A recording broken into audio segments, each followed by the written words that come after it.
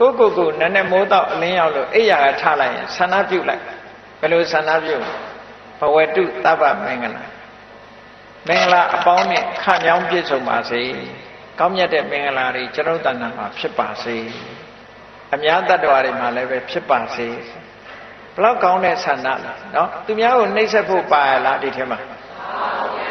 အလွန်မမြတ်တဲ့စိတ်ဓာတ်လို့ခေါ်တယ်နော်မင်္ဂလာနဲ့ပြည့်စုံပါစေရခန္တုသဗ္ဗဒေဝတာနတ်တွေကအလုံးကိုစောင့်ရှောက်ပါစေဒါလည်းကောင်းတဲ့ဆန္ဒပဲသူစောင့်တာမစောင့်တာကိုယ်နဲ့မဆိုင်ဘူးကိုကစောင့်ပါစေလို့ဒီလိုပြောတာဟုတ်ကဲ့လားဒါကိုပြောမယ်ဆိုရင်နတ်အာကိုတာလားလို့ဆိုမဟုတ်ဘူးနတ်အာကိုလို့ပြောတာမဟုတ်ဘူးနတ်တွေကလည်းလောကကိုစောင့်ရှောက်တာတွေရှိတယ်ပေါ့အဲ့ဒါလို့စောင့်ရှောက်တာတွေရှိလို့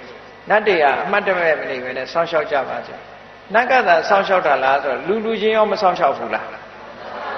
စောင့်ရှောက်တယ်လေအိမ်သားမှာလူတွေမှားသွားတာအိမ်ကိုကြည့်လိုက်စမ်းပါလို့ဆိုကြည့်မပေးဘူးလားဆိုင်လေးကြည့်လိုက်စမ်းပါဆိုဒါစောင့်ရှောက်ပေးတယ်လို့ခေါ်တာပဲအကြောင်းကိစ္စရှိလို့ရှင်သတင်းပို့ပေးတယ်ဟောဒါစောင့်ရှောက်တယ်လို့ခေါ်တာပဲအဲ့တော့လူချင်းလည်းမေတ္တာရှိရင်စောင့်တယ်မေတ္တာမရှိရင်ဒီတိုင်းကြည့်နေမှာပဲဩနတ်တွေကိုလည်းပဲကိုကမေတ္တာရှိအောင်မေတ္တာပွားပြီးတော့ထားရင်နတ်တွေရဲ့စောင့်ရှောက်မှုရောမခံရဘူးလားဒါကလောကရဲ့သဘာဝပဲနော်ကိုနဲ့ခင်မင်နဲ့မေတ္တာရှိတဲ့ပုဂ္ဂိုလ်ဆိုလို့ရှိရင်ကိုယ်ကိစ္စကိုလာလုပ်ပြီးမှာပဲအဲ့တော့နတ်တွေကလည်းကိုကမေတ္တာပို့တယ်အမျှဝေတယ်ဆိုတော့သူတို့ကလည်းကိုယ့်ဘောမှာခင်မင်ကြတယ်ခင်မင်တော့စောင့်ရှောက်ပါစေဆိုတော့လူတွေမသိလိုက်တဲ့ကိစ္စကိုနတ်ကနေထိန်းသိမ်းစောင့်ရှောက်ပေးလိုက်တယ်ပေါ့ဒါမျိုးဆိုလိုတာနော်ကြည့်ပါလားဒီပကံရာဇဝင်ကိုကြည့်မယ်ဆိုလို့ရှိရင်ကျန်စစ်မင်းကျန်စစ်သားအနောယထာကနေပြီးတော့ဖမ်းဆီးမလို့လိုက်တဲ့အခါမှာသူပြေးတဲ့အခါမှာမြစ်ထဲမှာဖြတ်ပြီးတော့ကူးတဲ့အခါကျတော့တငါလှေတစ်စီးကနေပြီးတော့ဟိုဘက်ကန်းကိုပုတ်ပေးတယ်ဟာအဲ့ဒါဟာနတ်ကကူညီတာတဲ့တကယ်နတ်ကတငါလှေအောင်ဆောင်ပြီးတော့သူ့ကိုကယ်တင်သွားတာနောက်ဆုံးကျတော့နတ်ကမဟာဂီရိနတ်လို့ဆိုတယ်သူနဲ့ဆူတောင်းဘက်အတိတ်ဘဝတော့ကသူနဲ့တူတူဖြစ်ခဲ့တဲ့မိတ်ဆွေသူကနေပြီးတော့ကူညီတယ်လို့ဒီလိုပြောတာအဲ့တော့လောကမှာလည်းတစ်ခါကူညီမှုတွေရှိတယ်အဲ့တော့ကူညီတယ်ဆိုတာနတ်ကြီးကအချွန်တက်နဲ့ဆင်းလာပြီးဒီလိုကူတာမဟုတ်ဘူး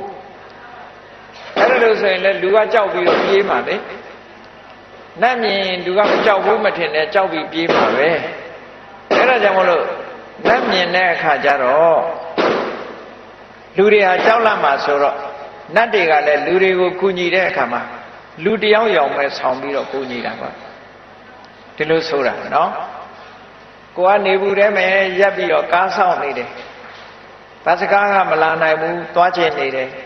သို့တော့အနန္တဖြတ်သွားတဲ့ကားတစ်စီးကလူကြုံလို့တင်သွားတယ်ဆိုတာတွေရောမကြုံတတ်ဘူးလား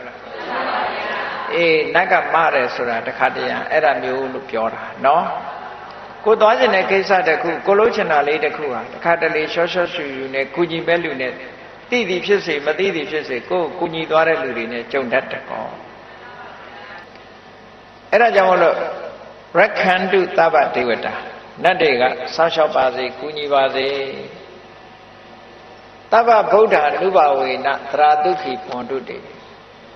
ဘုရားကိုအာယုံပြုပြီးတော့ရလိုက်တဲ့ကုသိုလ်တွေဟာချမ်းသာဒုက္ခကိုပေးနိုင်တယ်ကုသိုလ်ကမှချမ်းသာဒုက္ခကိုပေးနိုင်တယ်ဒါကြောင့်မို့ဘုရားကိုအာယုံပြုတယ်ဘုရားကိုအာယုံပြုလို့ဖြစ်ပေါ်လာတဲ့ကုသိုလ်စိတ်တွေကိုယ်ရင်နဲ့နှလုံးထဲမှာဖြစ်လာတယ်အဲ့ဒီကုသိုလ်တရားတွေကလူတွေရဲ့တဏ္ဍာမှာချမ်းသာဒုက္ခကိုဖြစ်ပေါ်စေတယ်ဒါကကုသိုလ်ကမှချမ်းသာဒုက္ခကိုဖြစ်စေတယ်ဆိုတာဒါအမှန်ပဲကုသိုလ်ဆိုတာအနဝိဇ္ဇဒုက္ခဝိပါကလက္ခဏာအပြစ်ကင်းပြီးတော့ချမ်းသာဒုက္ခကိုဖြစ်စေတတ်တာကုသိုလ်အဲ့ဒါကြောင့်မလို့ကုသိုလ်ကောင်းမှုဆိုတာလောက်ကြဘုရားကိုအာယုံပြုလိုက်လို့ရလာတဲ့ကုသိုလ်တရားကိုအာယုံပြုလိုက်လို့ရလာတဲ့ကုသိုလ်တန်ခါကိုအာယုံပြုလိုက်လို့ရလာတဲ့ကုသိုလ်အဲ့ဒီကုသိုလ်ရဲ့စွမ်းအားကြောင့်ချမ်းသာကြပါစေ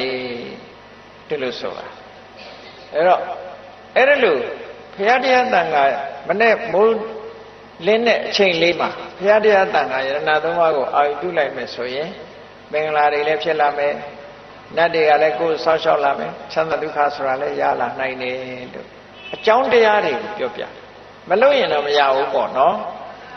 ကိုယ်တဏ္ဍာမှာကောင်းကျိုးချမ်းသာကိုလိုချင်ရင်ကောင်းကျိုးချမ်းသာရခြင်းရဲ့အကြောင်းကိုလုပ်ရဒါကတော့သဘာဝပဲလေ